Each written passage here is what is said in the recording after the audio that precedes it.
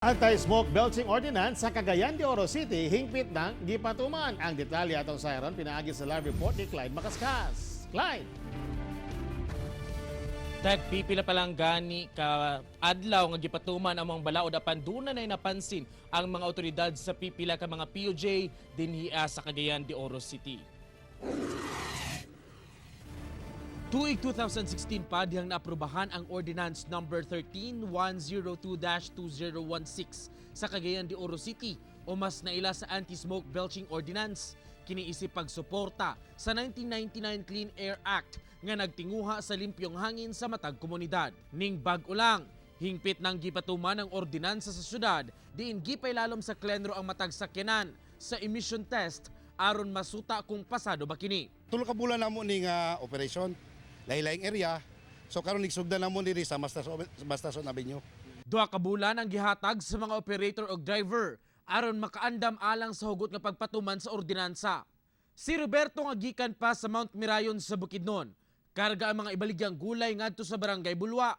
Aminado nga maski wala pa na test ang iyang sakyanan, nasayod na siya nga bagsak kini. Unom na ni kabulan mo pa natin suwil kayo say mong dami ba say lay tracking kay barato ang utan ba.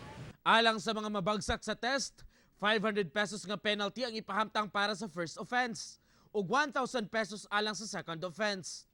June 1 gisugdan ang pagpatuman sa mga ordinansa apan karon pa lang may nabantayan na ang mga otoridad. Galikay kuno sa ilang ginamuntaran ang mga PUJ.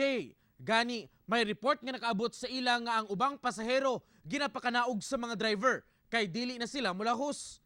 Samtang ang uban dili kuno musubay sa ilang mga ruta aron lang makalikay. Ang uban sab kuno dili na lang mo biyahe. Bawal kuana siya ma-charge siya trip cutting kay giputol man iyang biyahe.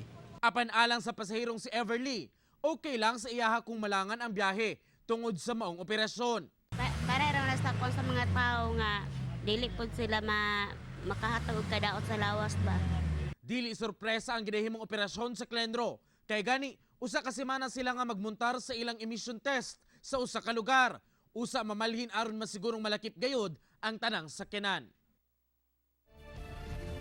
Sa pikas nga bahin makasubo nga balita, nakabsa na sa kinabuhi ang City Director sa Pulis sa Cagayan de Oro City Police Office nga si Police Colonel Nelson Aganon. Sa inisyal nga impormasyon nga atong nadawat pasado alas 3:30 ning hapuna nabugtuan sa kinabuhi ang mga opisyal. Dumduman nga nadisgrasya kini dahang nagpahigayon og pre-jump activity atol sa ilang ginahimong motorcycle riding course diri sa Cagayan de Oro City. Sa atong impormasyon nga nahipos anaa pa ang lawas nini sa pribadong ospital kung asa siya na-admit gikan. Balik sa imo diha, Tek.